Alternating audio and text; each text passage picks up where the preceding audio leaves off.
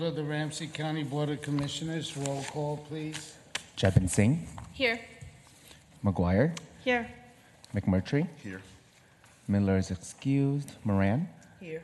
Zhang is running a little bit late, and Ortega. Aye. Can we stand for the Pledge of Allegiance? I pledge allegiance To the flag of the United States of America and to the republic for which it stands, one nation, under God, indivisible, with liberty and justice for all.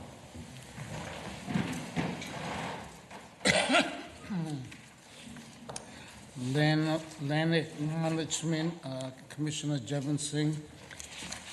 Every community owes its existence and vitality to generations from around the world who contributed their hopes, dreams, and energy to make the history that led to this moment.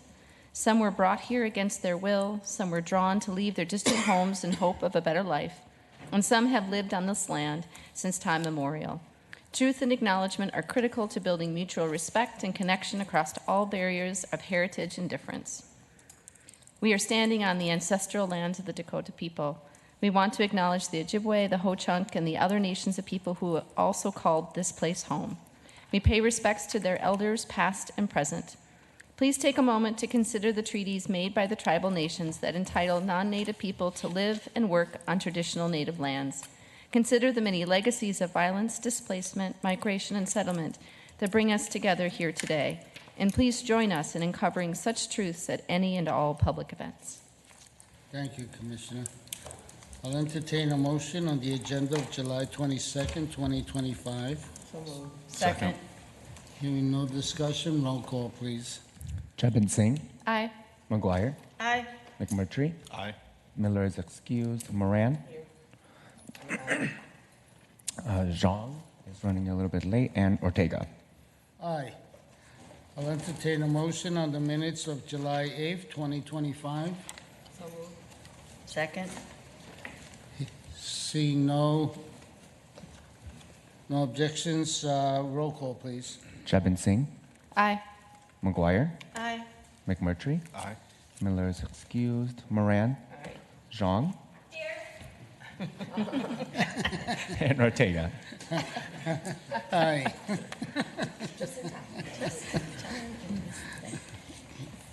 Quite an entrance, Commissioner. Okay.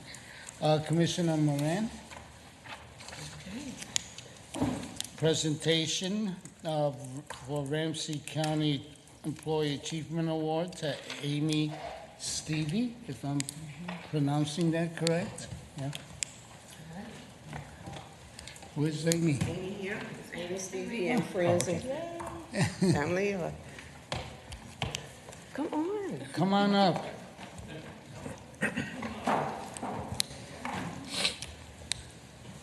Who's Amy? Congratulations. Come on.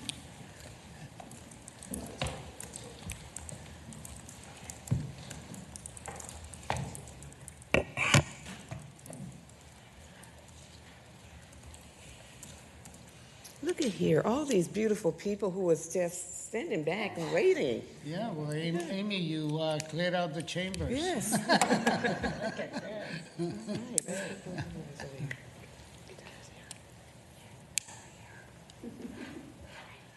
Well, good morning. I am honored to be able to present this recognition to a Ramsey County staffer. I'm excited about this opportunity and just want to open up by saying congratulations. So Amy Stevie is a senior probation officer in the Community Correction Department. Has been approved by the Ramsey County Achievement Award Selection Committee for an Employee Achievement Award in the category of Excellent Job Performance. The Ramsey County Corrections Department paved the way for safe and healthy communities through intervention that promotes personal change and accountability. I hereby congratulate you, Amy, and present you with this well-deserved award, which is this certificate of recognition.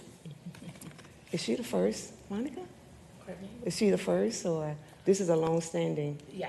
this is a long-standing, so congrats.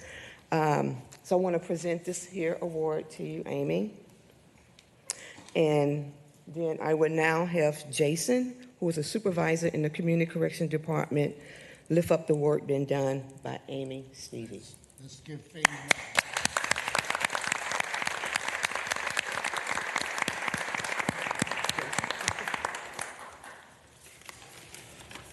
Good morning, everyone. Amy's impact on county residents and her colleagues goes above and beyond her role as a probation officer. Amy is excellent at handling difficult conversations, and clients regularly praise her ability to help them understand their probation. While Amy consistently receives praise from everyone she works with, as we can see here today, her colleagues say that she deserves even more. That is the reason we are here today. Amy is described by her colleagues as empathetic and trustworthy. Amy is always willing to be a trainer and to help others learn the new role. Amy is also an excellent communicator, collaborator, and team player. If she has a task to complete, I can always trust that it'll be done before the due date. In conclusion, Amy is a go-to person, innovator, and leader. She is more than deserving of this award. And I thank you, Amy, and thank all of the Probation Service Center, because as we say, the teamwork makes the dream work. Congratulations.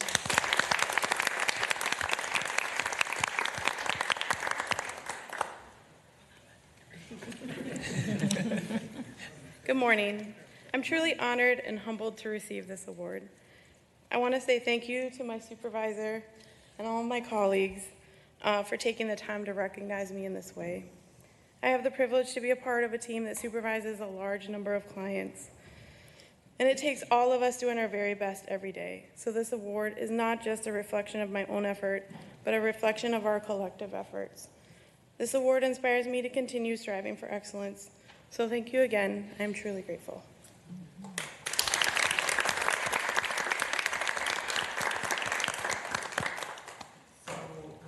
I think, do we take pictures first or do introductions? Let's do a picture. And then we'll do introductions. All these wonderful people here. Amy? So having everyone Hold your plate down. She can just hold it up.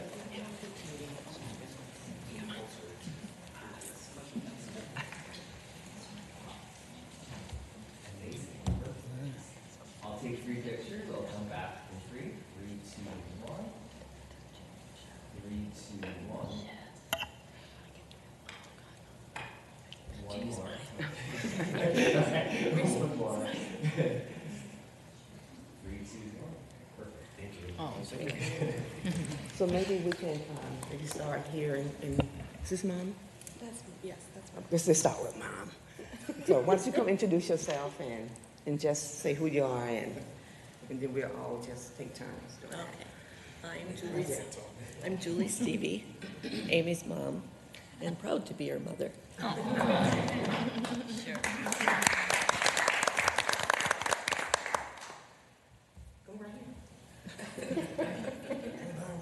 Just introduce Just yourself. your name, just introduce yourself. I'm Amy's dad, and she's always been my princess.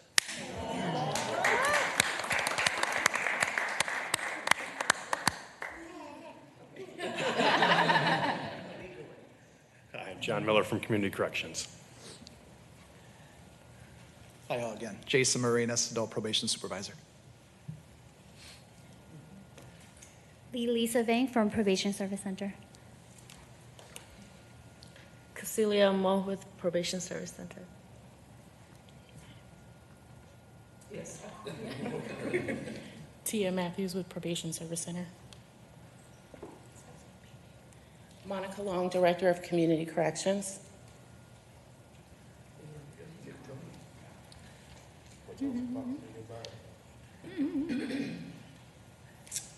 My name is Tony. I work for Ramsey County. This is my wife.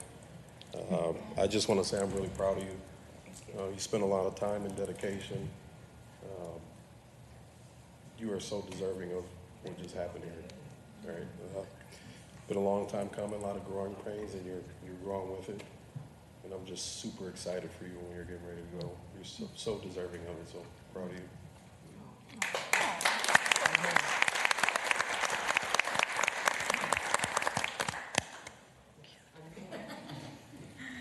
Good morning, Liz Reitz. I'm formerly the Deputy Director of Facilities. I'm now in my new role, Deputy Director of Field Services.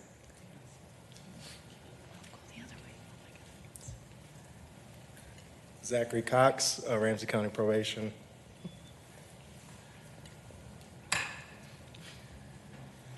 Jim Hawkins, one of Amy's team members.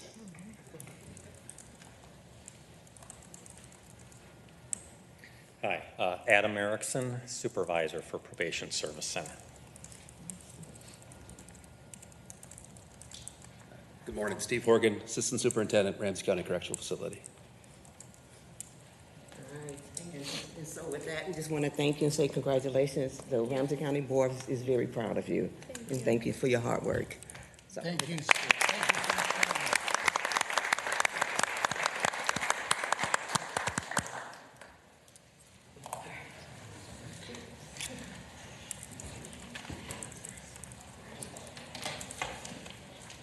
Commissioner Jeben Singh, the Sure. administrative agenda. I move the following administrative items. Number 4, obligation of local affordable housing aid for 2025 housing development projects. Number 5, appointments to the Workforce Innovation Board of Ramsey County. And number 6, set public hearing date for jurisdictional transfer of County Road 94 South Shore Boulevard, White Bear Township. Mr. Chair, may I pull item number 4, please?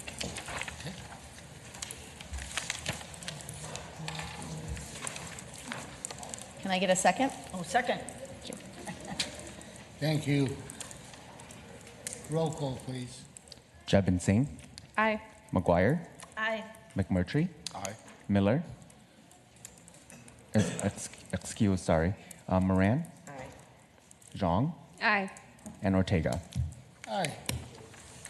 Commissioner Sean? Thank you, Mr. Chair. I wanted to lift this item up because this is... Can you move it? Oh, yes. I'd like to move item number 4, obligation of local affordable housing aid for 2025 housing development projects for discussion, please. Second. Great. Discussion? Yes, thank you, Mr. Chair. I wanted to lift this one up because this is moving $11.9 million for affordable housing developments all across the county here. So I wanted to make sure that we lift this item up, but also have staff get an opportunity to just talk about this big piece, the money that we're moving, as well as the process. I know we got a highlight of that earlier this month already when we passed some of the housing projects through our HRA already, but this is to almost close out some of those funding, the various funding streams. Chair, Commissioners, thank you for having me. I'm Max Holdusen. I'm the Deputy Director of Community and Economic Development here at Ramsey County. Today before you is the obligation of local affordable housing aid for 2025 housing development projects. Local affordable housing aid is a sales tax collected across the 7-county metro, specifically for affordable housing and other housing-related services. In July 2025, we learned that Ramsey County received more sales tax revenue than expected in this area, and Ramsey County was set to receive $15.9 million. Based off of past board workshops, including the one in March, we discussed the plan to move about $4 million to housing stability for emergency rental assistance, as well as the remainder for continuing our work on preservation and supporting and stabilizing existing affordable housing. Today before you is $11.9 million of recommended projects that are all for continuing our work to support and stabilize existing affordable housing, preserve naturally occurring affordable housing, and rehab even public housing here as well. There are key investments in corners that have long needed additional investment, including Central Station, University and Dale, and other Rice and Larpenteur, and other areas all across the county. The total impact, when we consider both the July 1st board actions as well as the board actions today, board action today, we have impacted over 1,400 units, new or preserved, and over 200 of those units are going to be affordable to those at 30% of the area median income, which are folks who make less than $26,000 a year. I'm happy to answer any questions or, yeah, thank you. Commissioner Moran? Two things. It's good to know that we're investing more into 30% of the AMI of affordable housing, because there really is a housing crisis out there that we are going through at this moment in time. So really, really good to hear that. And I also just want to say thanks for the dedicated $4 million that you're going to put towards rental assistance so that we can prevent families and individuals from being homeless. I think that's a great investment, and it's really, really timely and really in this moment in time. So I just wanted to lift up those two things. Thank you, Max. You've done a good job administering these dollars. Thank you so much. Thank you. Hearing no further discussion. Roll call. Jabin Singh, Aye. McGuire, Aye. McMurtry, Aye. Miller is excused, Moran, Aye. Zhang, Aye. and Ortega. Aye. We now have a presentation, flock safety cameras. I see the sheriff is here. Good morning, good morning. Good morning. How's everyone? Great. Good, You good. should have some entertainment at the beginning of every meeting, too. Just to liven everybody up. I'm not sure how the PowerPoint machine works here, so thank you for helping me. Hey, by the way, Flock is just a name. As most of you know, we've had license plate reader technology for 10 to 15 years. You're the best. Thank you. Thank you very much. We've had license plate reader technology for many, many years, usually on mobile squad cars. Some departments have had stationary license plate readers in the past. But Flock is a new company on the market that we're very pleased with. There are other companies, and some agencies actually use other companies, and then we don't talk. We can't really share the information. The whole concept here is to make the community safer, and I would submit that since we started using them, we have. Crime is down another 22% this year in Ramsey County over the reductions from last year. Technology and everything available to us is a part of that. You can see that there are 5,000 communities throughout the country that use this product, Flock, and there's 50 in Minnesota. And in terms of transparency, the BCA website allows the public to go see what agencies are using Flock and actually where it is as well. So the whole concept here is to let officers on the street really know when a stolen car is driving through their jurisdiction. It's really about stolen cars. I know that there'll be questions and conversations about what else it can do. I welcome those conversations. But typically, our officers have phones that get alerts through an app that tells if there's a stolen car going by a particular camera, a stolen license plate, or what's called a COPS alert, keeping our police safe, which if the car has fled previously, it's wanted in a domestic assault, it has a felony warrant for some type of serious crime. Those are the three that we monitor. Can it also do revoked drivers? Yes. We don't have time to arrest every revoked driver, so we don't even really look at that. It's about high-level felonies that we're concerned about getting. The cost is roughly $3,000 a year for each city per camera. The most important thing is the data is deleted every 30 days. State law requires that we delete it after 60, but Flock has a policy of deleting it every 30 days. It's only accessed by law enforcement, and the locations, again, are posted online. So very transparent. Regarding our contract cities, and I know probably we're here because of the discussion at Arden Hills. I'm guessing that drove part of the discussion. All of our contract cities have decided they want Flock cameras with the exception of Arden Hills. Their vote was really 3-2, and they say they're still considering it in terms of whether to add them. But Little Canada has 3, North Oaks has 12, Shoreview 9, Vadnais Heights 4, White Bear Township 2, and we have 5 at-large cameras. And the primary reason for our at-large cameras is to find out which stolen cars are coming in to our jurisdiction. So Marshall Bridge, Ford Parkway Bridge are key for us because the stolens keep sneaking over here from Minneapolis. And then we have 3 others in really high traffic areas. Excuse me, Yes, Sheriff, you I bet. have a question. Yeah. Commissioner McMurtry. Thank you, Mr. Chair. So, looking at the municipalities that currently have the flock cameras, how is it determined the quantity that's for each of the cities here? Is that because you see a larger influx of stolen cars in those areas? Just wondering how, like, No. North Oaks has 12. Yeah, the city itself decides what level of camera coverage they would like to have. And North Oaks does have a disproportionately large number, but they have decided to secure all their entrances to their city.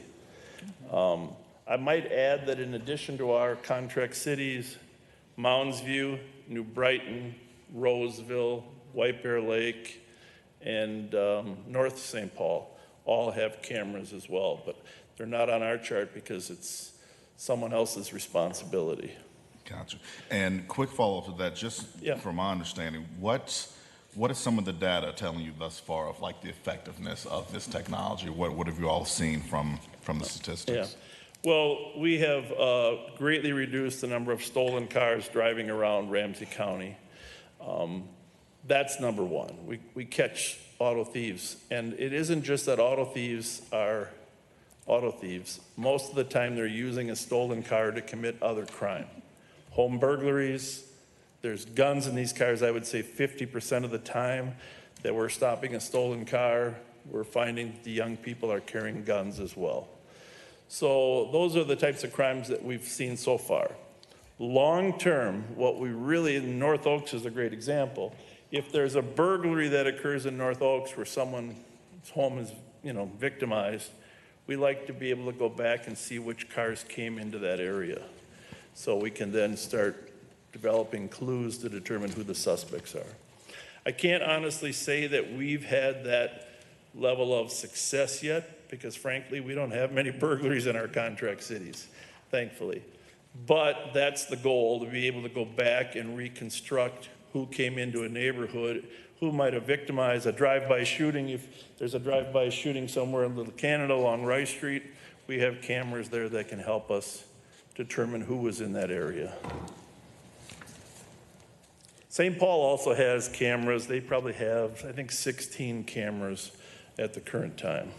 Excuse me, Sheriff. Yeah. Commissioner Javed Singh. Yeah, that was one of my questions was, one would be outside of our contract cities, you've mentioned that other cities have the flock cameras, and are they all working in concert with each other, meaning that's one of the benefits is that you can all be talking and seeing as cars are moving around the city? It's a great question.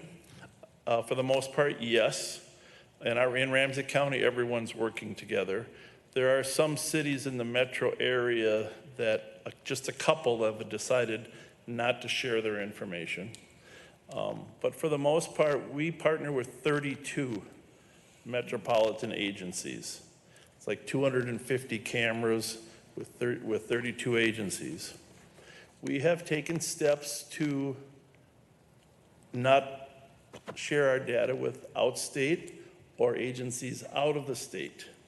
And you're probably aware what happened in Loveland, Colorado, and Denver, Colorado. So we've taken steps to make sure that our data is not used by other federal agencies as well.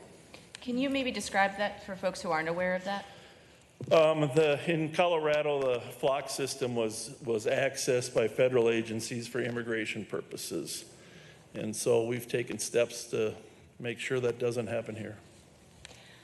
That would be one of the questions I would have is the use or request or taking of data from federal agencies into places that traditionally we never would have considered them used in that way is happening in real time.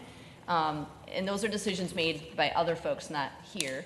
But I guess, how can we reassure our residents that that won't happen here? Well, we take every step to audit our use. The other agencies, we have a complete audit trail of who's in the system, who's accessing any of our data. And so, you know, I guess you have to count on me to make sure it happens. And what recourse would there be? If, I mean, what action would you as the sheriff be able to undertake should you see that a federal agency was accessing our data or requesting it or using it in a way that wasn't our policy here on the ground? I don't think there's a recourse after the fact. We just have to make sure that it's not accessible on the front end. You know, a strongly worded letter. I mean, holding the federal government accountable isn't something easy for local governments, right? Commissioner Sean? Thank you, Sheriff, for being here. I have a question about how long we have used this, or if this is just something that we're going to implement. I'm sorry. How long has the county been using this? About a year and a half. About a year and a half. I would say it's slow implementation. I mean, we obviously just added the cameras in North Oaks. Each local municipality has made a decision they wanted to be on the system, but the at-large cameras have probably been in place for about a year. So, but again, we've had license plate reader technology for several years on our squad cars, and the ability to mount some more expensive permanent cameras with the old technology. This is just more user-friendly for us. Okay. And are these stationary cameras? They are. But we also are implementing them in our squads as well. We're replacing our old license plate reader technology over time with the new license plate reader technology. Okay. And help me to understand how this is in compliance with state law when this is deleted every 30 days, but state law requires 60 days, you said? State law doesn't, well, state law allows us to delete it anytime. But they want to make sure it's deleted at least in 60. So we could delete it at 1 week. We've decided the 30 days in terms, if a person's on vacation for 2 weeks, and their home is burglarized, and we want to go back and look at who was in the neighborhood, we like that 30-day window so we can check the data. I mean, maybe 21 days would work, but a week is too short. Okay, great. Yeah. And then just last question. I appreciate Commissioner Jevon Singh asking about, you know, just the sharing of the information between agencies. May you affirm what type of data you're pulling through the cameras? What kind of data? Yeah, what type of data are you Well, that's pulling? a good question. I mean, the technologies of the future are, I mean, AI is changing the way the world looks at data. We did have a presentation from a third company talking about what their AI technology is capable of. Frankly, it's fascinating. We don't employ any AI or any video. Flock has the ability to capture video, but it's quite costly. So we just have still cameras. So what Flock does is it photographs every car that drives by, and its technology is able to tell you the license plate. It's really, well, I won't say any more because the criminals might know more than they should.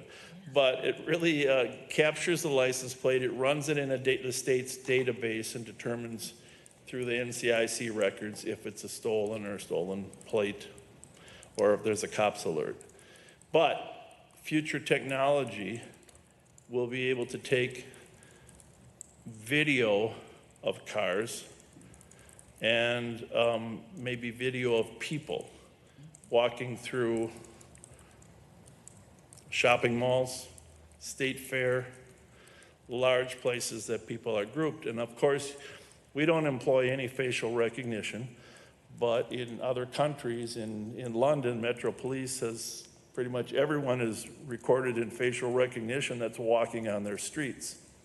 A lot of agencies are upgrading to facial recognition, That's a policy decision that we would bring to you before we went that far. But there is technology there that can identify people by their gait, by how they walk.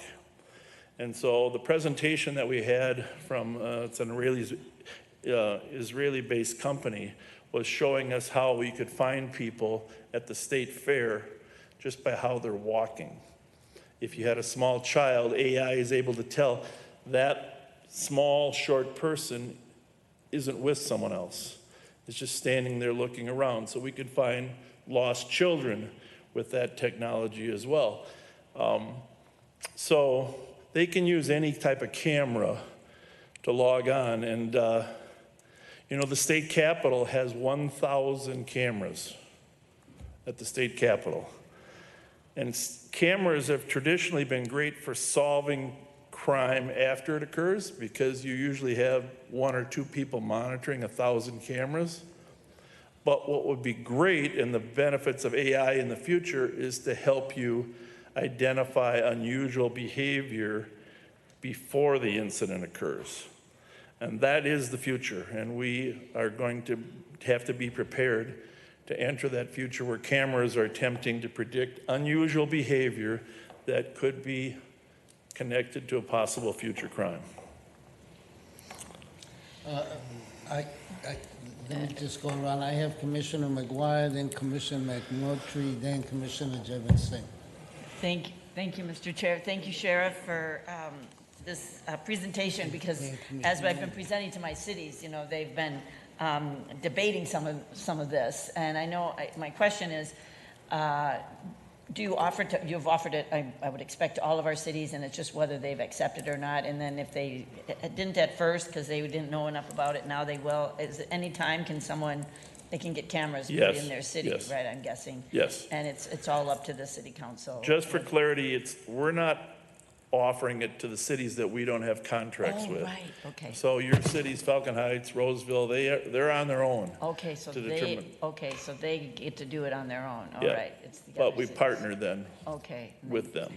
Thank you. And then my other question is, I'm guessing these cameras aren't visible. Like, people don't really see them. They're kind of obscure.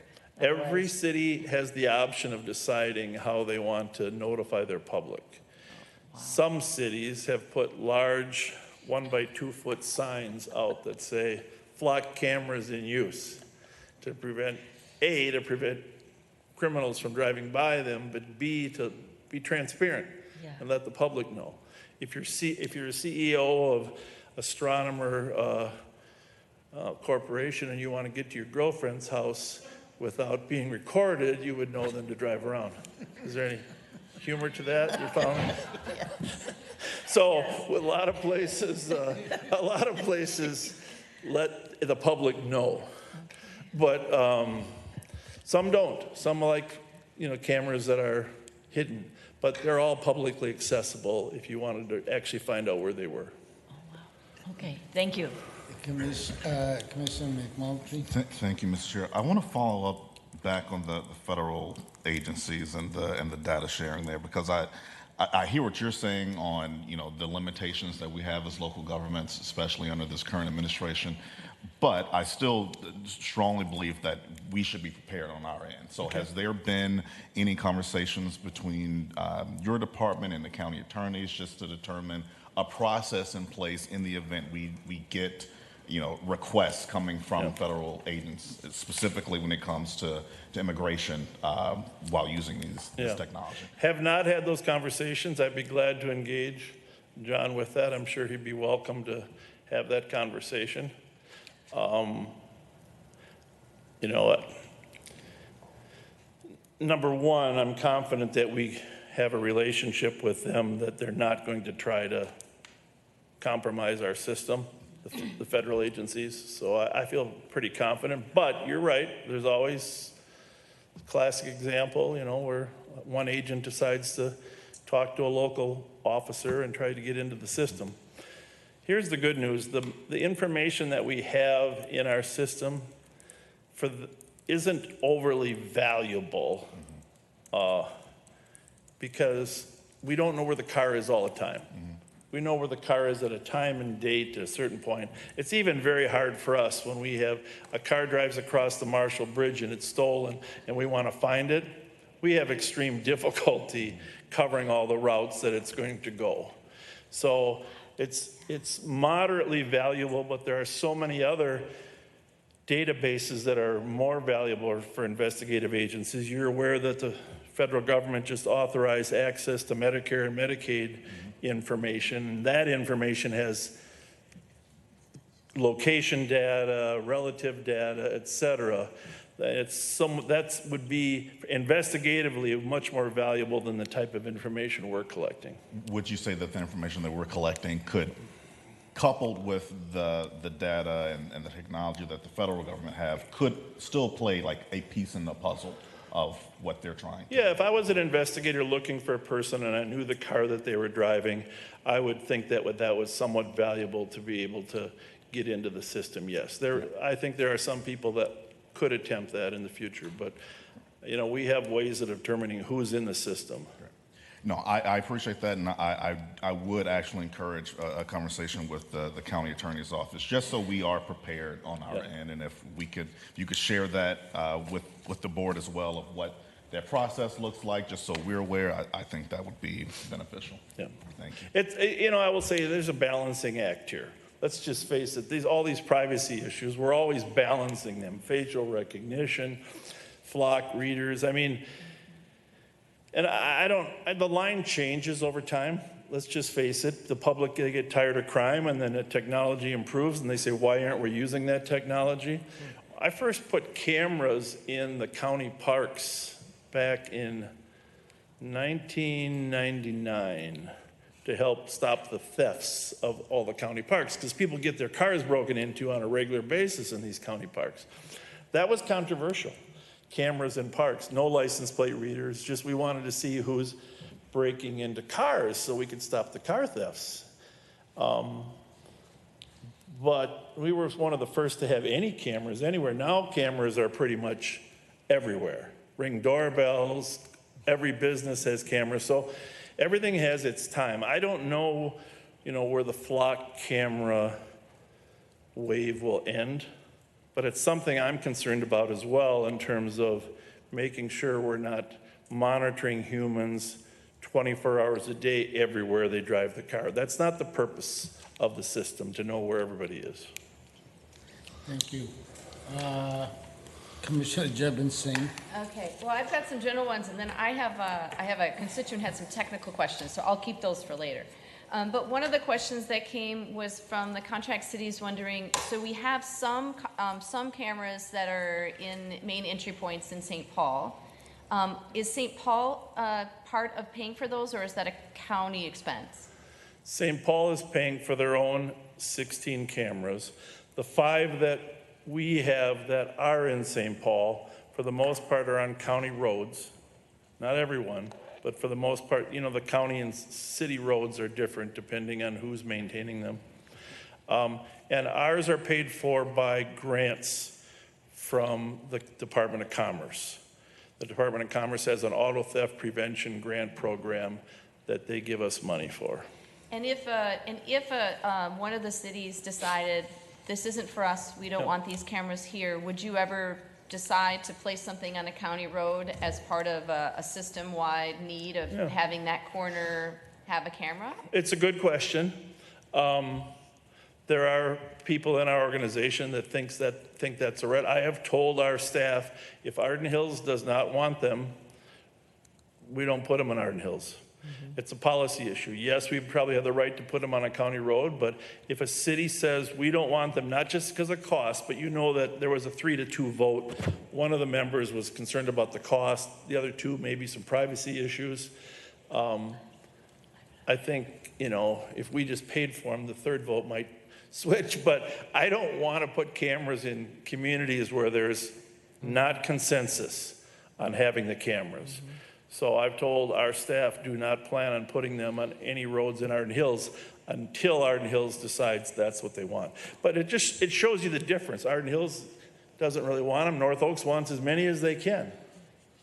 And then that would be another question. I hadn't really thought to go there given the presentation, but your earlier comment, even though it was tongue-in-cheek about, folks avoid cameras so that they're not, if they're doing things that maybe are not illegal. That's a but better maybe paraphrase of what I said, yes. Yeah. I guess the idea of the use of surveillance, the Yes. idea that if for whatever reason there may be a decision, because you have the capacity to take a look at where a particular car, because of the owner of that car, is and where they are, or patterns that they're in, or anything like that, you can see how this would make people feel uncomfortable. Yeah. And I'm just wondering what kind of assurances that isn't how, and the reason why I say that too is we were kidding about how North Oaks has so many.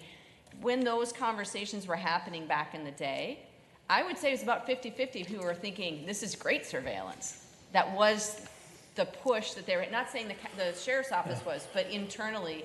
And I'm just wondering, how do we reassure folks who are worried that is what's going to be happening or is happening with these cameras?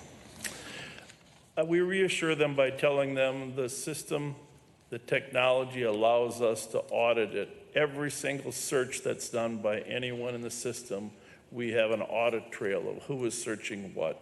We do that on a regular basis, check in who's searching. For a variety of reasons, we want to know, who's working and who's not. But we actually have the ability to tell if someone's searching for a car. They have to enter the reason for the search. It has to be tied to a case number, some investigation that we're in the middle of. And obviously, if there's repeated license numbers, the same number checked over a number of period of time, and it isn't tied to some case that we can verify, those would be red flags for us to go in and look. But at this point, I just think we reassure them by knowing that the sheriff's office has a person assigned to audit that on a regular basis. And then the technology questions. One was just as emerging technologies are coming on and there may be add-ons or AI or upgrades we know how, we all experience this every day on our phones, right? Yeah. All of a sudden, the system just says, guess what? We now have the ability to do this. And we can anticipate from the conversation that you had, whether it's AI or facial recognition or any other kinds of where these flock cameras are going. I guess, what would be the protocol for you to be either sharing with the board or community for transparency if and when Ramsey County would ever be opting into or opting out of such advances, so that we don't have this one discussion and then 5 years from now we're like, oh yeah, we knew that could happen, and it just kind of like rolled with technology and now we're there, I guess. I 100% agree and understand your question. I have no desire to adopt any technology policy that you haven't had a chance to take a swing at, and hopefully a majority would agree with. The only reason that LPR or Flock hasn't been in front of you before is it's been in use for 10 to 15 years, long before you were here or even I came back a second time. So it's not a new technology, it's just a new company that's done a nice job of networking other agencies together. That's the real advantage of Flock. They've gone and networked other agencies into a sharing capability. In the past, we didn't really share much. So rest assured, if there's new technology, new exciting things, I'll bring it to you. Do we have a technology committee yet? Yeah, that's not going to happen. You're not going to see new things suddenly surprise you on the horizon. I have Commissioner Moran, then Commissioner Sean, and then McGuire.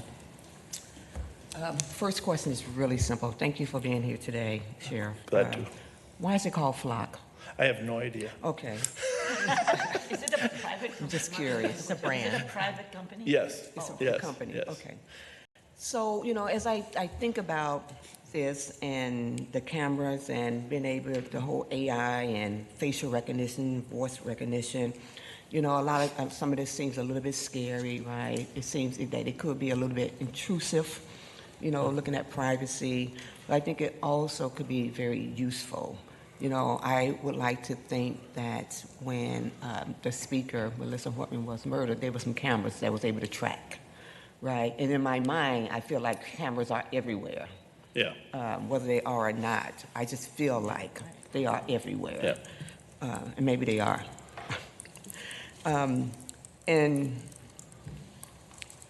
so, as we talk about, safety, as I look at like University and Dale, when I look at a neighborhood like mine where, I get so many people who are frustrated, whether they're residents in the community or business in the community or myself in the community, about what I feel is the lack of safety in that area.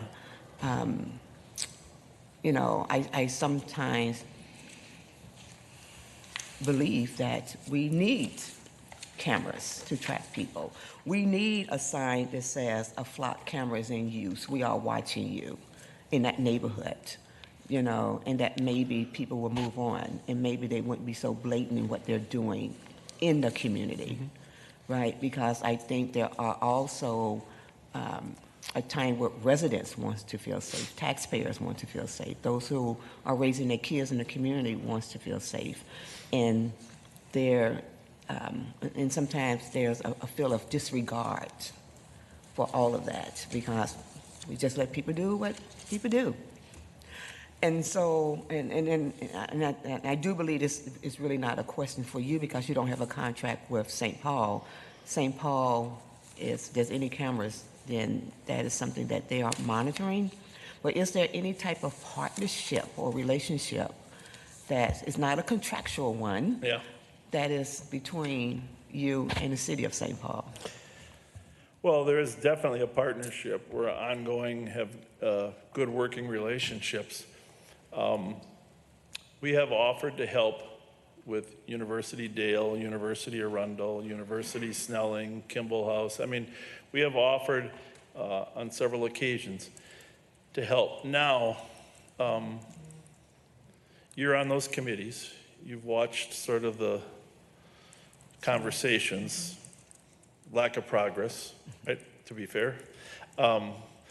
And so where that goes in terms of helping Dale and University is really up to St. Paul.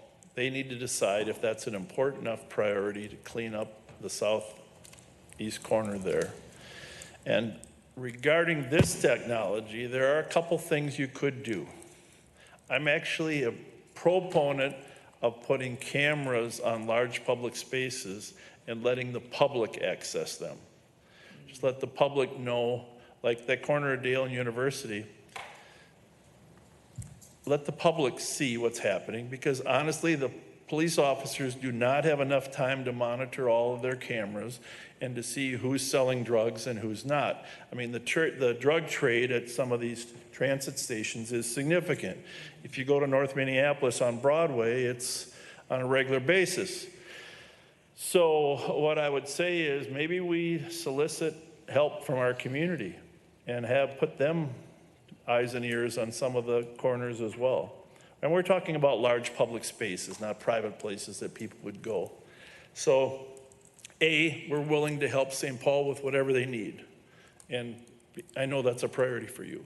B, there are technologies in this area that could help with that problem as well. Not flock cameras, just regular cameras. And C, I think, we're at the point now that if the community wants to spend time looking at areas that are problematic for us, why not let them? So, but that's just my opinion. That's kind of what you do too, like live, right, in real time. You are showing what's happening. You're talking about when we're patrolling? Yes, but I mean, there's no reason we couldn't mount a camera there and just show it live all the time, that what's happening on that corner. That has a way of improving things. I've seen that in the past, but it's, again, we don't want to step on St. Paul's toes. The Dale University problem is theirs, and to a lesser extent Metro Transit, but we are willing to partner. I believe that the transit problems could be cleaned up relatively quickly. I've always said there's 8 trains going from University from Minneapolis to St. Paul. We put 2 deputies on each train, that's 16 deputies. If you're using fentanyl or drugs or not paying your fare, we can get you off the train pretty quick. We can clean up transit pretty quick. No one really has wanted to do that, and that's because the ancillary services to help people that have those issues of addiction, no one has figured out how to get them into those support services. And so getting drug and narcotic use off the train is step 1. Getting individuals into some type of network that they can begin to improve is step 2. No one has designed a step 2. You're more familiar with that problem than me. Well, you know, as I sit here as a commissioner and also as a resident in the community, like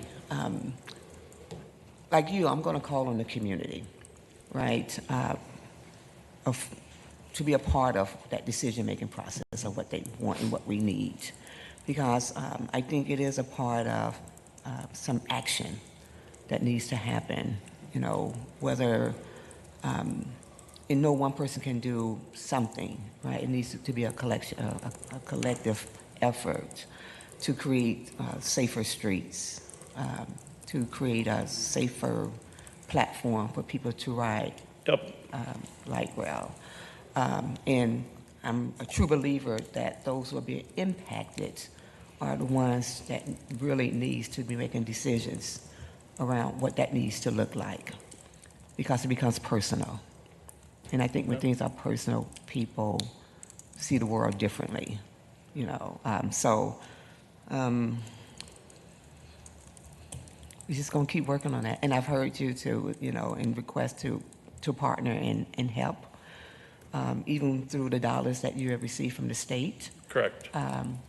To how you could be helpful in this effort to see and support what's happening locally on University of Dale. We have 3 transit stations that are in the capital area district that we intend to bring some positive presence to. Then there are 2 others. Marion is in our district, but then Western and Dale are the other 2 that we're trying to develop a plan if we can extend our presence in the capital area from Marion and University down to Dale and University. And we're looking at how we could help impact that as well. Basically, we will have people riding the trains probably from Dale to down at 5th and Minnesota, that quadrant. And I know the transportation chair, who's Chair Ortega, has been one of the biggest advocates of light rail over the years, and let's get it right? Well, I just end by saying, you know, a partnership with the city, and I'm also having conversation with my state rep, Samakam Hussein, and also Representative Maria Issa, about how we can bring that down a little bit more. And make University of Dale also a priority as they look at the capital investments and how to do some improvements. I think there's a way, we're figuring out a way that we can do that and argue that doesn't negatively impact what we're doing at the Capitol. So we have 4 new community service officers coming on as a part of the state grant, and we have 3 that we already have. So if we can use a couple of the existing ones in the mix, that would justify us having a presence down to Dale and University as well. So that's our concept. Well, thanks. Thank you. Thank you, Commissioner Sean. Thank you, Mr. Chair. I want to go back to 2 topics. One is around data, and then the other one is around the cost. So around the data, who owns the data? Great question. Depends who you ask. It's like entering. What's in the agreement with FLOC? Yeah, I don't, Kyle? Usually the respective agency. Usually us. It's technically, we have control of the data, but we don't physically house it. It's housed on FLOC's servers, but we have control of the data. It's just like your Facebook page. Is it your data or is it Facebook's? And you like to think it's yours, but it may not be. My question around that is, could ICE pull data from Flock? I suppose if they had a search warrant, legally signed search warrant, they probably would be able to. But they'd have to demonstrate probable cause to believe that that information they're looking for is in there.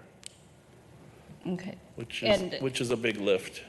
And is that what it says in the agreements that you have with them? With Flock? Well, I don't think it really addresses that. We have control over who can access our data, but if a search warrant of some sort was served on Flock, you know, we serve search warrants on phone companies on a regular basis to get phone data, location data. So, you know, we can't control what the federal government does with their search warrants. But I have to tell you, there's so many other ways to get information that would assist them than what our system would provide. Okay. We would know, Flock would notify us immediately if they had a warrant to get the information. And I would let you know, we would be back here at the table deciding, you know, what's the best way to protect our data. Okay. And that's in current agreements right now? That Between they would Flock and the county? Well, we have a great relationship with the Flock people. Our people are Oh, talking. no, I'm talking about contractual obligations. As far as them notifying us? Yeah. I don't know. Probably not. Probably the question has never come up, but they notify us about other things that are going on. We're constantly updating the system based on new cameras and who's adding cameras to the system. I strongly encourage then, you know, for you to work with the Great county idea. attorney's office on this. I'll make sure we have a those. memorandum of understanding with Flock that says they'll notify us if there's a attempt to seize any data, our data from, through some type of search warrant. Okay, thank you. It's a great idea. And then for cost, are all of these 35 cameras funded through the DOC grant right now? No, our 5 are funded through the grant. The other ones are really funded directly from the agencies that you have there. Oh, so the cities that have them? Cities, the Okay, cities, so yes. they're paying for their It's own? levy neutral as far as we're concerned. Okay. You know. Okay, great. Yeah, I just wanted to clarify that because Yeah. some cities, like, for example, in this case, North Oaks, that has a population of 5,000 some people, has 12. And then Shoreview, that has a lot more, has 9. So just questions about how the cost shifts are happening and who's paying for what. Each city's paying for their own at this Okay, point. great, thank you. Yeah. Bob, I just want to go back to the question that Commissioner Jean raised.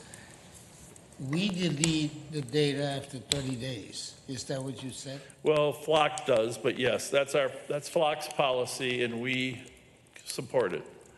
So when they delete it, is it gone, or is it somewhere? Yes. I'm assuming it's gone. Okay. Kyle, do you know, gone? Shouldn't be to comply with the relevant provisions of state law.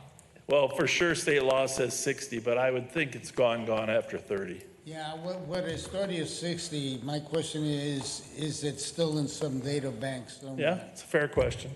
I can find out. That I can find out. I don't think so. I don't think they do that, but It'd but just be good to know. good to get the answer. Yeah, Yeah. thank you. Do you want me to run your plate? You've been following me around? We got lunch. We have lunch tomorrow? When is our Yeah, lunch? we do. Okay. Commissioner McGuire Yes. and Chairman Singh. Thank you, Mr. Chair. We've been talking about costs, and if you've said it, I don't know. About how much does it cost for these cameras in the cities? Typically, it's $3,000 a year for a user agreement per camera. Per year? Per year, per camera. But Flock has been offering to pay for installation or help cut the cost of installation because they want the market. You know how that goes. So $3,000 a year for servicing license fee. Per camera? Per camera. Per camera. Yep. Wow.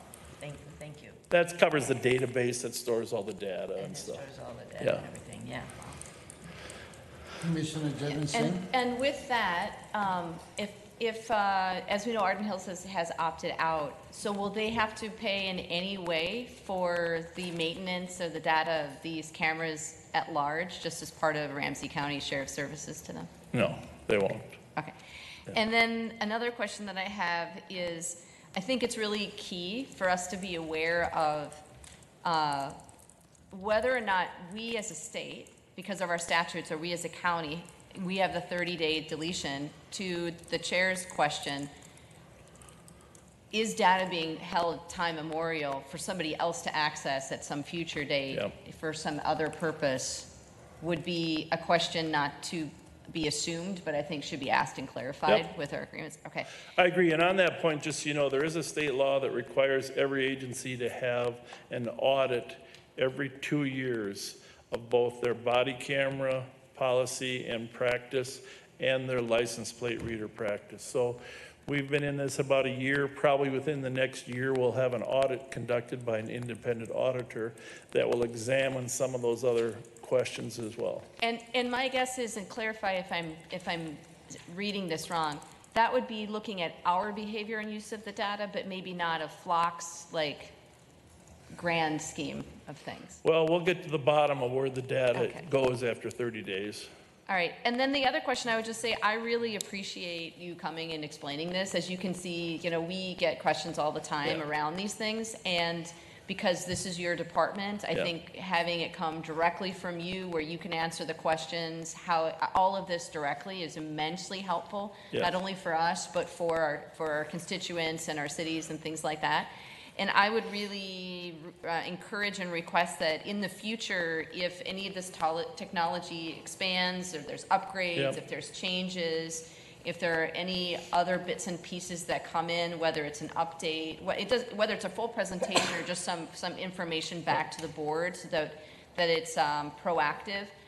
It only helps us to communicate any concerns or questions that constituents have in a more direct way. So I appreciate your coming and greatly. No, I appreciate you calling and inviting. I anticipate after the Arden Hills meeting, I anticipated your call, and then the day after the Loveland, Colorado issue, Ling called and said, let's have the meeting. So, I mean, I could see that this was a good time to have the conversation. Thank you. Yeah. Yeah, Mr. Chair and Commissioners, so I think one takeaway that I will take with, in coordination with the Sheriff's Office, is to provide some sort of follow-up memo around some of the topics that we've discussed today. The other thing that we worked with Deputy County Manager Reyes and Kyle Mistead is also a FAQ on the sheriff's webpage to just answer some very basic questions about Flock. So there's both transparency for the public and also some follow-ups for the board that we can take away. And that can include some follow-ups about the possible relationship with the Flock company, some connection with the county attorney's office, and we can do that. So are you agreeable with that? 100%, Ling. We have no secrets. And we can probably put a link on our website to the state website that shows who has cameras and, you know, where they might be mounted. People are interested in that kind of stuff. You know. All right. Anybody else? That's good. Well, thank you. Well, that was fun. Thank you. One more question. Yeah, Sheriff. Commissioner Just a quick question. Where may they find this online? So I'm on your webpage, but I can't find the link where it would show where the cameras are. We haven't done that yet. We don't have it right now. I'm just you saying don't. we We're can saying do we'll that. do it But the as a state has one. State has one, and you know, you can go to the BCA website or BCA website, Flock cameras, and you can see where all the agencies that have them. Perfect. Thank you. Yeah.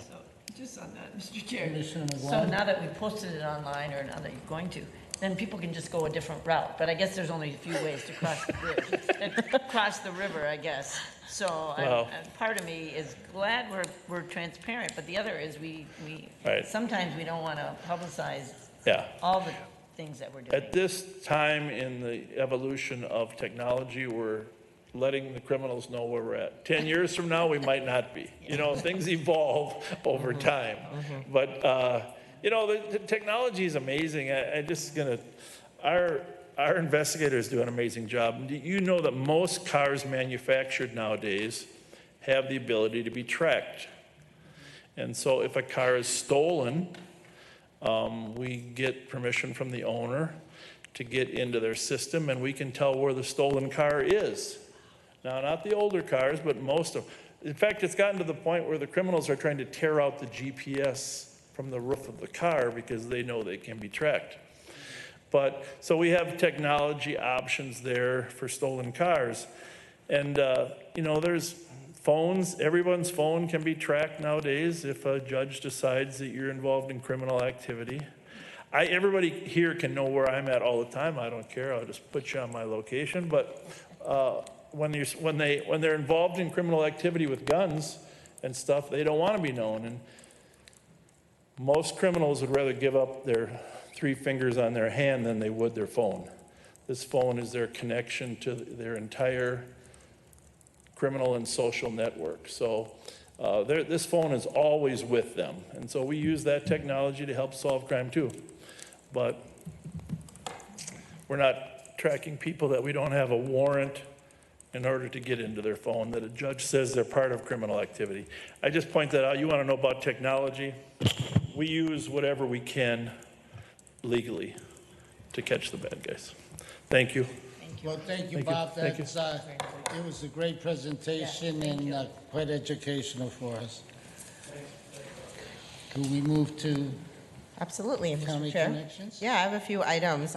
First of all, I just wanted to say that we are in election season again here in Ramsey County. So on August 12th, both White Bear Lake and St. Paul will hold elections. White Bear Lake voters will select mayoral candidates in a primary, and voters in St. Paul's Ward 4 will vote in a special election to fill a vacant city council seat. Absentee voting opened on June 25th. Early voting actually begins this week on July 25th. There are 4 active candidates in the Ward 4 race. So looking ahead, the general election on November 4th, which the year's going by pretty quickly, so it doesn't seem that far away, will include school board races and ballot questions from around the county, as well as the St. Paul mayoral race. This will be the last odd-year election for St. Paul, as voters recently approved a shift to presidential year voting starting in 2028. So that's an update from our elections department. I have a few comments from our trip at the National Association of Counties. I know some of you will have as well, but one exciting announcement is that at that conference, our own Jennifer O'Rourke from our Director of Government Relations was appointed as the Central Regional Director for what's called the National Association of County Intergovernmental Relations Officials.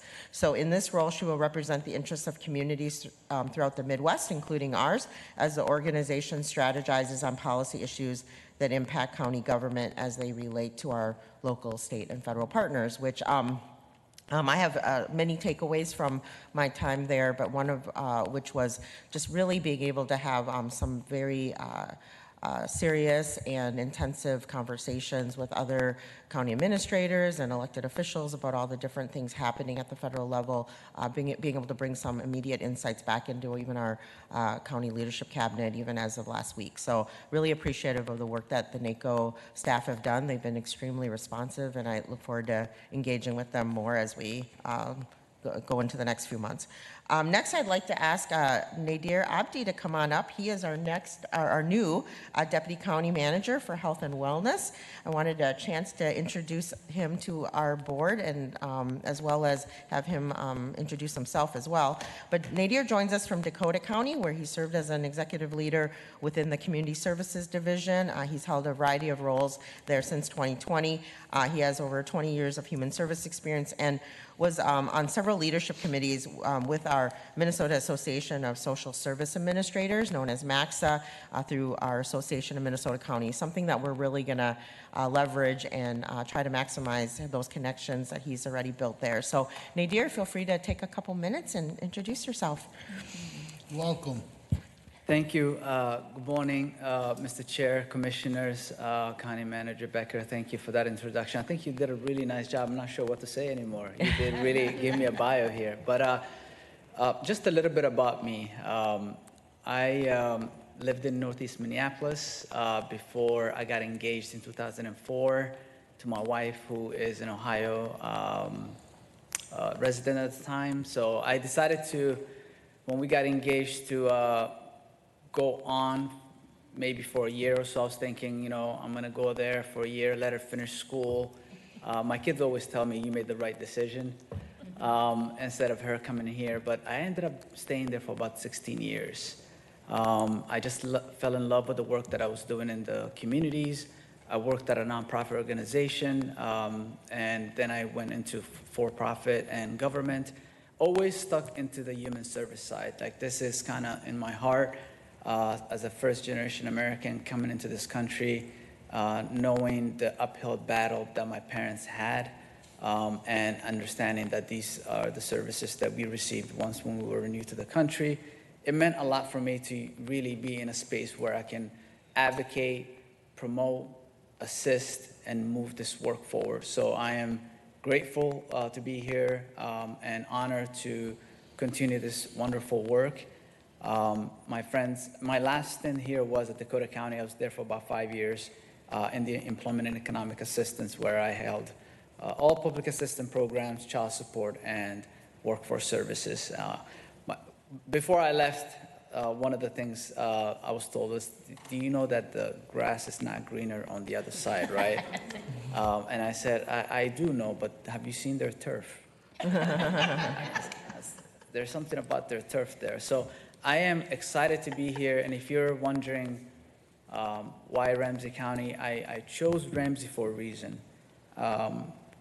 We are going through unprecedented time right now.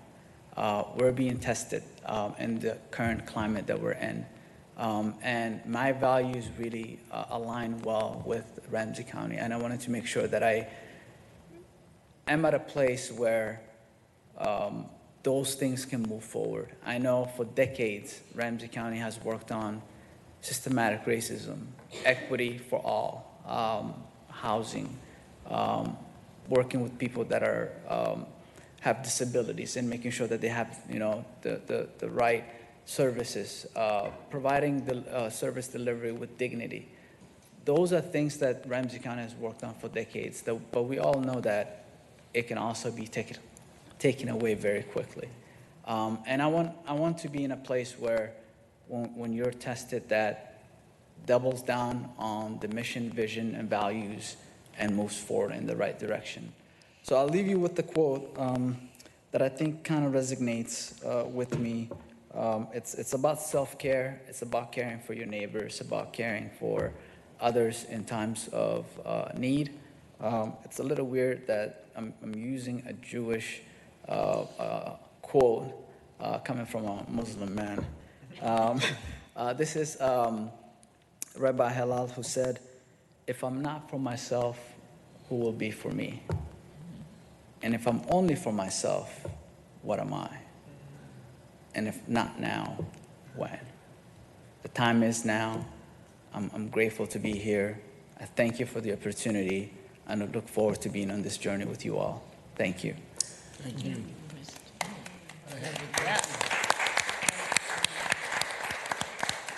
Commissioner McGuire. Thank you, Mr. Chair. I was so delighted because just yesterday, I think it was, when Yes. we were able to meet over the phone, and it's great to see you in person.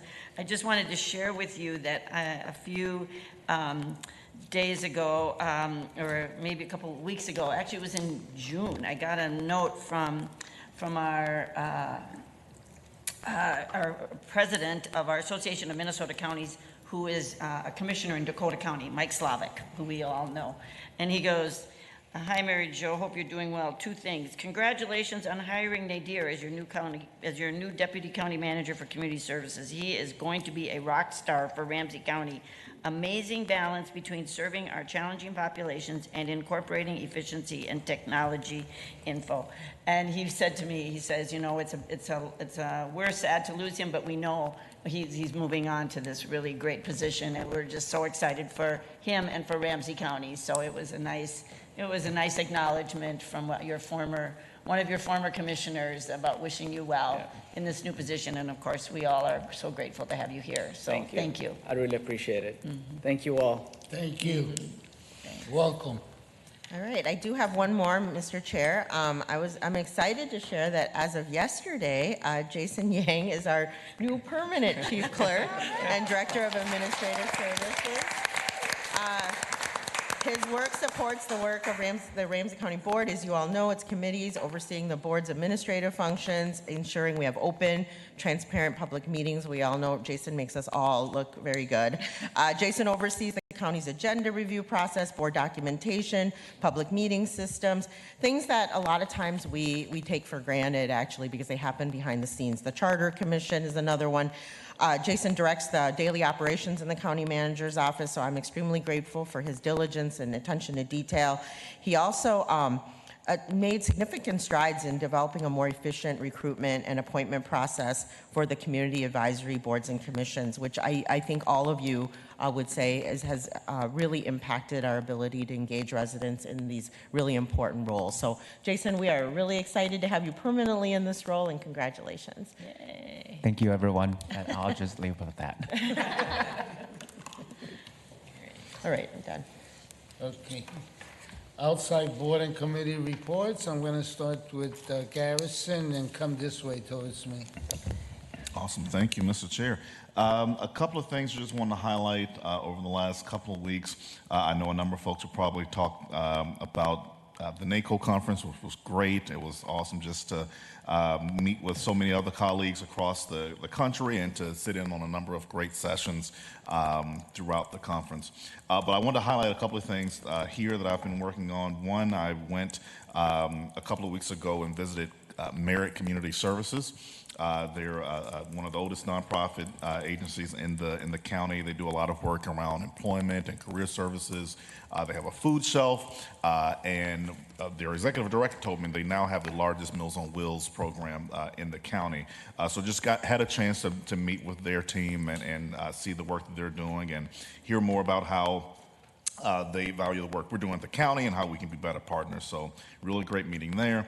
I also had a chance to attend the U of M Health Fairview Community Celebration last week. They were celebrating 100 years of their clinic off of Rice Street, which was an amazing celebration to be a part of. They also were announced the recipient of the American Hospital Association's Foster G. McGaw Prize, which recognizes hospitals for their efforts in support for the health of members of their community. So really proud of the work that Fairview's doing and continue to do along Rice Street, having a location, a clinic right there in the community along that important corridor is crucial to the success of our neighborhood. So excited for their work. They also at this celebration announced a new partnership. So Rice Street Clinic is partnering with Urban Roots to start a community garden that's going to be like a block south of the clinic. So excited to see what's happening there with that partnership as well. And then the last thing I want to highlight is last week I had a chance to tour with some of our carpenter union members, a few of the projects that they're working on in my district. So we went to the Goodwill Easter Seals, their workforce development center that's going to be opening up soon, and checked out what's going to be an amazing facility. They do a lot of great work, specifically in regards to pre-apprenticeships, ensuring that their clients are ready with a lot of those soft skills before they enter some of the larger apprenticeship programs, for instance, via the Carpenters Union. I also had a chance to visit they're working on the Kimball Court expansion, which is right along Snelling. Kimball Court's supportive housing facility does a lot of good work to ensure that people who are dealing with homelessness are getting the support that they need and provided those resources to get on the path to more safe and secure housing on top of other services that the county works with them to provide as well. So just great. Thank you to the team at the Carpenters Union for hosting me and taking me around to these great projects happening throughout the community. Thank you. Thank you. Rena? Thank you, Mr. Chair. I'm going to ditto the conference. Spent the last 5 days out in Philadelphia at the National Association of County Official Conference, just, gathering with county officials and commissioners and others from across the country to just lessons learned, just to hear what's happening, not just locally, but at state and federal levels. A very good use of time and, really building relationships and learning from others, and finding those commonalities too. So it was a whole week of that last week. I'm tired. No, I'm kidding. It was long. It was a long days, It's yeah. long.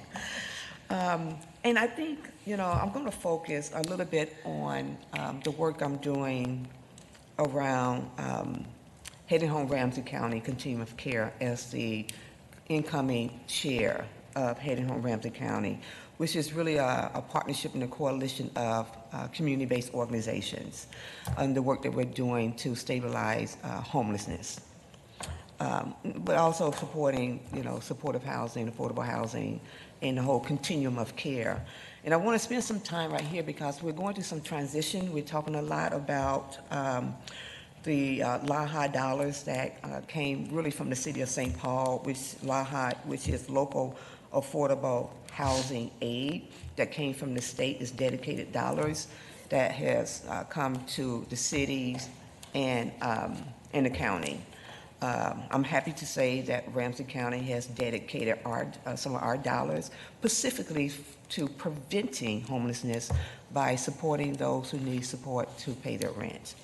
And I think that's really important because the homeless population is doing nothing more than just growing for so many reasons and so many different factors. And I don't think it's going to get any better within the next years or so. And so really going upstream to do this work is really helpful. But as we look to Heading Home Ramsey County, the Continuum of Care is a federal program that it hasn't been around long. And quite frankly, we don't know what that's going to look like into the future, if there's going to be federal dollars coming down to us. And so, as chair, I'm really trying to home in the values that Ramsey County hold of looking at continuum of care, but also partnerships that we create, because not one entity can just do it, right? If we want to focus on housing and sheltering people for a night with a bed, but don't have a plan to look at the continuum of care, because there are people who are showing up in our shelters who are regular. Right, I went to visit one of the local shelters in my district, and as we talked about the process, and one of the things I asked is, how often do you see the same person? And half of those who show up are regular. I'm going to say regular tenants, But the fact is, you have people who are homeless who gets up and do a day job, right? That gets up and to do something. And so how do we look at that continuum of care that we're looking on track for as, we are looking at a process called familiar faces. Those are the familiar faces who have been homeless for months and years and years. And so how do we create a pathway to support affordable housing, sustainable housing, look at workforce, look at the mental health. And so the one thing that I would like to bring to this is something that I learned at the state, is that when we decided to do our work through an equity lens and make things more fair and comprehensive, it was really important that solutions were based on not just individual organizations trying to do everything and not really moving the dial, or to say it another way, through a positive lens, was looking at those who have partnered with others to get the dollars, because there's going to be limited amount of dollars. So how do shelters partner with those who's doing treatment, that those who are looking at food, that those who are looking at affordable housing, and create a pathway to independence, self-sufficiency, right? And so my hope is that as we move into the work that we're doing around Heading Home Ramsey County Continuum of Care, that we look at how we can align ourselves, how we can support each other, how different community-based organizations can support each other, to really look at the individuals, to look at the families. So what is our purpose and what our goal, and what are we trying to do? Is families important, right? As it is and has been for Interfaith Action, who have just purchased a hotel to support families who have children who are in school, as we talk about educational outcomes, How are we looking at the impact of our work and what we are trying to achieve that is not just about homelessness. It is about achieving like better outcomes for children and to prevent generational homelessness. And so, and I just mentioned all that because I think we have a long pathway up ahead to work together as we look to the federal government taking back housing dollars, what that's going to mean for states, and what that's going to mean for local government, counties, and how we can effectively do our work. And I think in this arena where housing, I believe is, that is important to success outcomes. And so for me, it was really important to, speak at the St. Paul Zoning Commission hearing in support of Interfaith Action, who just purchased this hotel on Energy Park. Not to just talk about the benefits and all the great work that they're doing, but to say to them, I am not just a commissioner. I am not just I'm a former state legislator. I was a mother with 6 kids who were homeless. And because I was able to find a shelter that focused on families, that created programming, that created support services, that allowed me as a mother to do the things that I needed to do to stabilize myself so that I could stabilize my family and be a contributing member of society. There's benefits. And so it aligns with our value statement of who we are as a county, and I need that value statement. I would hope that that value statement of who we are is being intertwined into all the things that we're doing here at Ramsey County. And so that's my work. That's what I'm pushing for. That's how I see my world. That's how I see the world, the community that I live in.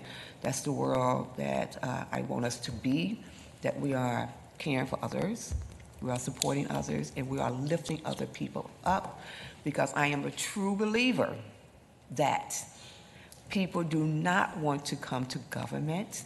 They come at the lowest moment in their lives to ask for help so that they can be self-sufficient and get their lives together. And so that's a part of government role, to make people's lives better and to help create those processes so people can take care of themselves with some dignity, because I believe that's what they want to do. And I just stop there. Well, as we move forward with all the changes that we're facing from the federal government, the continuum of care is going to be huge. And so we're going to have to give you all the support we can as a board to really, move the dial as we move forward. We have to move the dial. Commissioner Sean. Thank you, Mr. Chair. Last week, the soil shop was hosted at the Eastside YMCA by our county's Environmental Health Division. That is where they tested soil for lead levels, as well as provided information on air filters, on creating your own air filters for the community.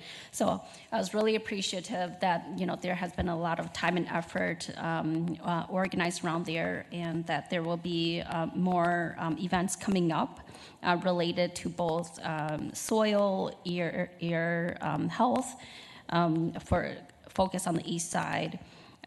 This next workshop is a raised garden bed workshop that will be held at Urban Roots on September 27th. I also attended the Land Bank Twin Cities board meeting. I've been appointed to that since former chair Martinson left. So I'm pleased to announce that the Land Bank has been selected and awarded as origination partner for commercial real estate as a partner with the Groundbreak Coalition. So we'll be allocated $3 million for that. And then also another program of the Groundbreak Coalition is the entrepreneurship with PPL for their reseed program. That's for new and emerging developers, and $500,000 that went into the program each person or business in this case can apply for upwards of $50,000 to go towards acquisition. And the Ground Break Coalition is just a partner that I believe our DCM Collins has also been a part of for a while now about investing in historically marginalized communities and giving them opportunities. And then at that meeting, there was also one that was a piece of legislation that passed that would impact the county if the request comes from the land bank.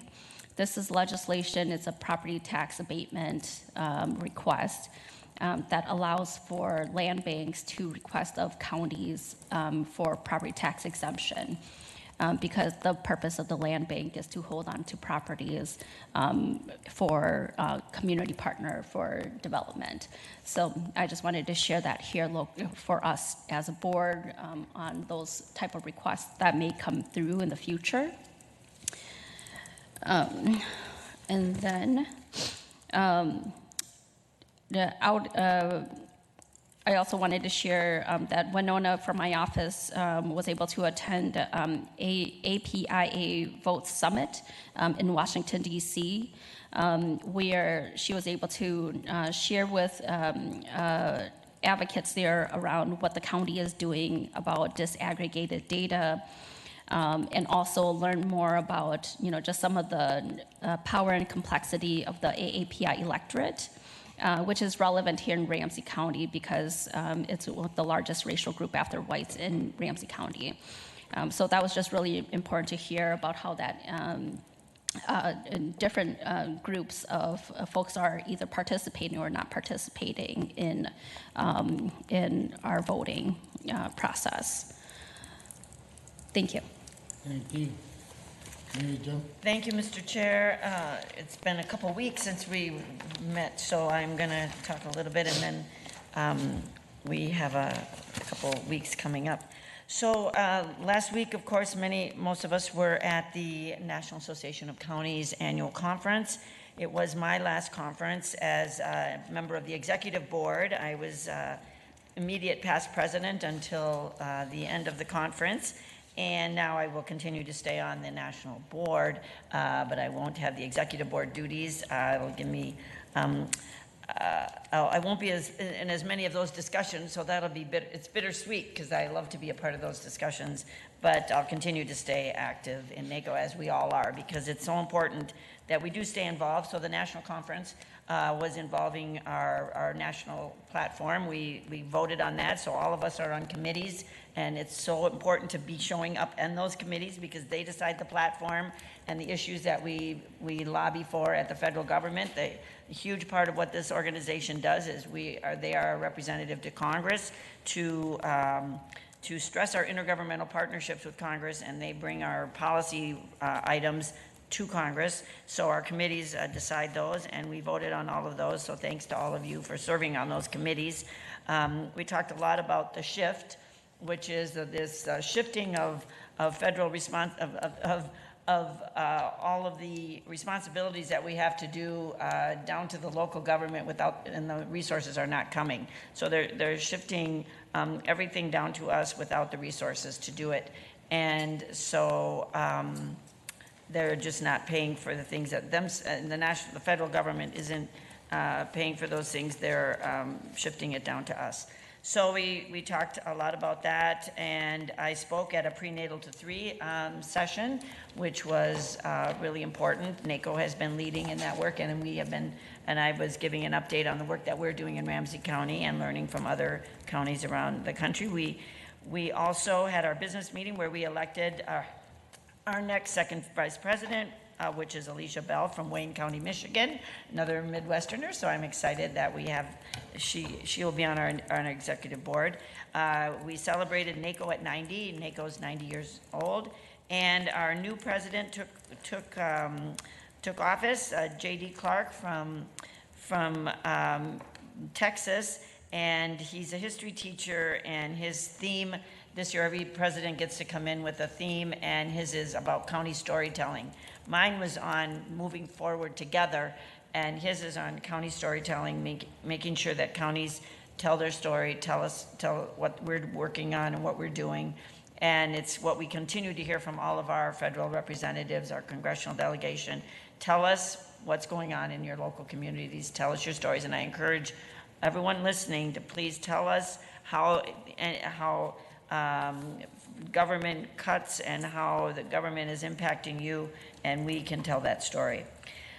We heard from a number of national speakers, and it was just a great conference to really connect with people from all over the country. I'm proud of my colleagues who served on panels, who served in groups. I hope Commissioner Jevin Singh talks about the panel that she spoke at, and so it was just a great conference to come together.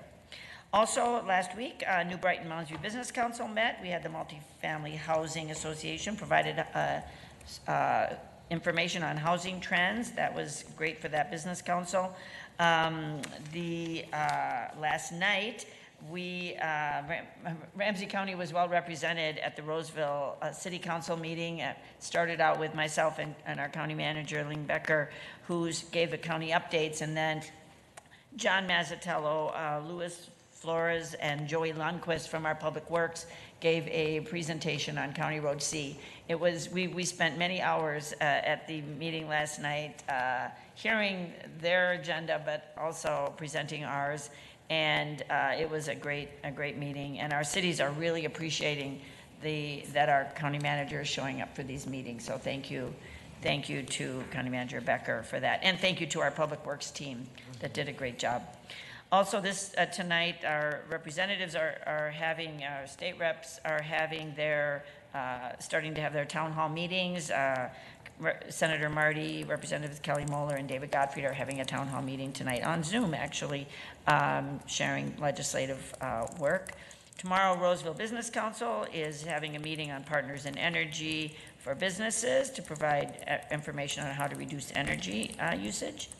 Also, the Association of Minnesota Counties Solid Waste Working Group is meeting tomorrow. They're doing tours of Twin Cities recycling and landfills. So anybody is invited to the Solid Waste Working Group. Also, Ramsey Washington Recycling and Energy Board is meeting Thursday at the Newport facility. And also, because next week I want to tell about a few things going on next week. The Roseville Environmental Health is hosting Green to Go Packaging and Resource Fair at the Oval on Monday. And also next weekend is, not this weekend, but the next weekend, Canadian Days is from August 1st through 3rd in Little Canada. And St. Anthony Village Fest is August 1st through 2nd in St. Anthony. And the reason I'm talking about those is because we don't meet next Tuesday. So I just wanted to give people a heads up on that. Also, the Monday after that, August 4th, the Association of Minnesota Counties is having their District 10 transportation meeting. So hope that's on all of your calendars. Thank you, Mr. Chair. Thank you. Commissioner Jevin Singh? Sure. Well, I will just say, yes, as many of us were at the NACO conference, I sit on the Health Policy Steering Committee, and I will say the robust conversations around how counties are going to be handling some of these policy and cost shifts was daunting, but also helpful to be amongst peers from across the country. I had the opportunity to speak on a behavioral health panel. It was entitled Call to Care, Transforming Emergency Services for Mental Health Crisis, and I was representing community-based services and was really honored to uplift the work of Kenya Walker and Sophia Thompson and the broad team of people who do interact with our community mental health to that continuum of care and the spectrum of making sure we're meeting people where they're at. And I will say it was quite poignant to do that as we were in downtown Philadelphia, where they too are struggling with people who have substance abuse disorders, severe mental health, and are unhoused. And I think to see, sometimes we get familiar with our own streets, our own communities, our own familiar faces, and to be in another place is a stark reminder that every one of those individuals is somebody, someone. And we have a responsibility to continue to do better and to work with our partners. So I echo Commissioner Moran's call to action on that front. I will say that I had a number of different meetings that I had a chance to attend, just highlighting on that sense. It was the first time that I was able to attend the Quality of Life quarterly meeting, and just to meet some of the players in St. Paul. And again, for me to be there, it's not that that's my district, but the idea that the focus on behavioral health, mental health, how we are supporting our most vulnerable residents, and how we do that with our community partners was a nice way to see some of the work that continues to happen in those spaces.